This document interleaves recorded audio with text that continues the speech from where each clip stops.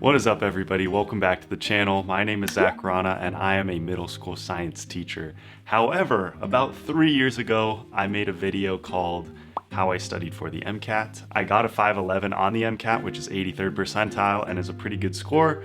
And the video that I made did really well, I guess because a lot of people resonated with the tips and sort of strategies that I employed in that video. So anyways, I have gotten this question many times, which is, are you going to med school? When are you going to med school? What's the plan with that?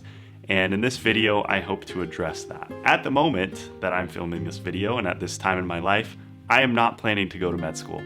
That might change in the future because who knows? I don't really know what my life is going to look like 5 or 10 years from now, but at the moment I am not going to go to med school anymore. There are a few reasons for that. Now, before I get into the reasons why I'm choosing not to go to med school, I first want to talk about the reasons I wanted to go in the first place. Growing up, I excelled at science and I wanted to do a job where I could apply that. I am also a huge people person, and so I wanted a job where I could work with people consistently and talk to people all day because that's something that I love doing. I'm very extroverted. I get energy from other people, so I knew that I wanted to do something like that.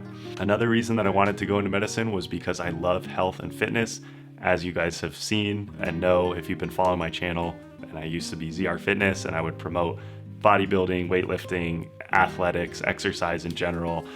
In high school, I learned about nutrition and sleep and how that can impact your performance. And the more I learned, the more I was like, I really want to know how the body works, why it does what it does, and teach that to other people. As I went through college, I started learning more about healthcare inequities and the different disparities that exist in our flawed system in the US. And I was like, you know what? If I become a doctor, I want to do something about this. I want to serve populations that might be predisposed to, things like type 2 diabetes, which are preventable if you learn the proper healthcare and wellness practices to take care of yourself at an early age.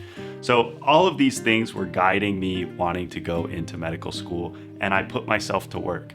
Starting my very first year of college, I was taking the courses I needed. I picked a chemistry major so I could hit all the pre-med requirements. I studied for and took the MCAT and did quite well on it. My GPA was solid and I graduated with honors. So I did all of these things, and I'm not sharing this to brag and be like, oh, I'm so awesome, look at what I did. It's more so to say I had this goal for years and I kept working towards it and was on the right track. And then something interesting happened. I started to shadow doctors, right? Because going into med school, you need to have you pretty much need to have clinical hours.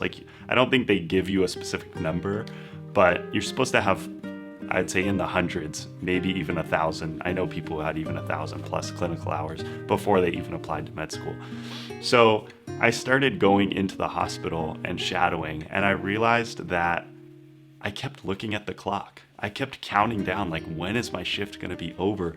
When do I get out of this hospital? I don't know about all of you watching this, but I don't like being in a hospital.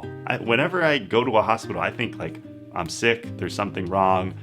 I have all these memories associated with it of family members going there because they weren't well, sometimes even losing them.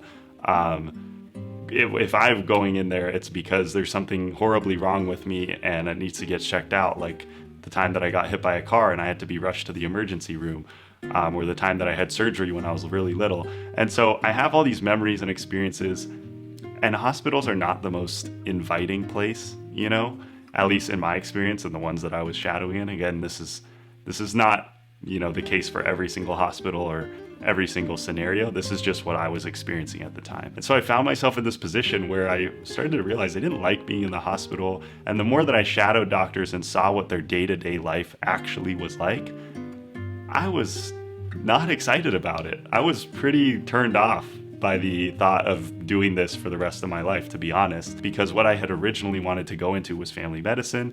And what I realized family medicine doctors do is they see patients day in and day out and give them advice, and unfortunately most of them don't follow it. And then they see the same patient a year later and say, hey, did you follow the advice? And most of them say no.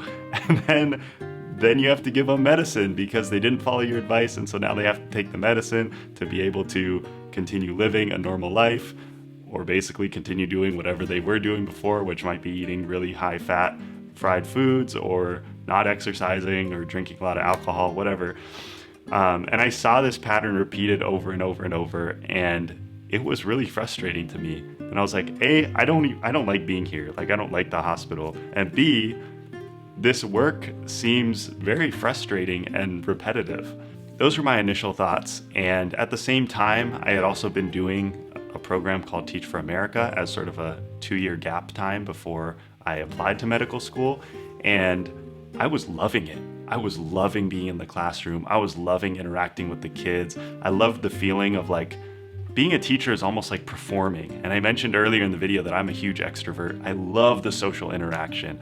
And I love performing. I love being up there and being like, guys, so this is what we're gonna do today, being so energetic, like let's do this and that, and here's why it's so exciting, and just, sharing my passion for science with all of these kids.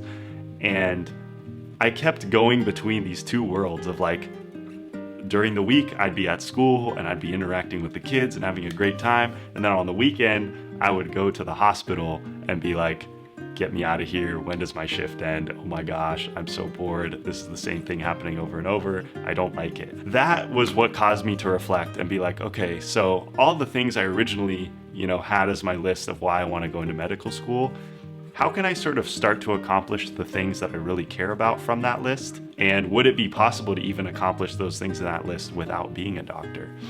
And I also started to be more honest with myself in the way that I actually reflected and I actually thought about, what are my motivations for whatever goal I'm working towards?